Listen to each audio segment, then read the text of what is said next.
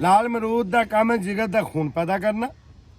जड़ा है सफेद मरूद, इसका काम है भाई मैदे को वाश करना, मैदे को वाश करना, कब्ज कब्ज ना होने देना। ये अमरूद का है।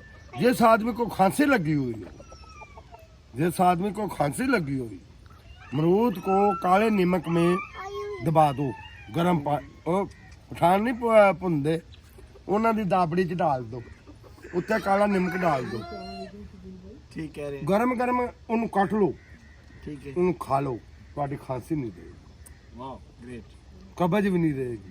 जबरदस्त। चलो जी।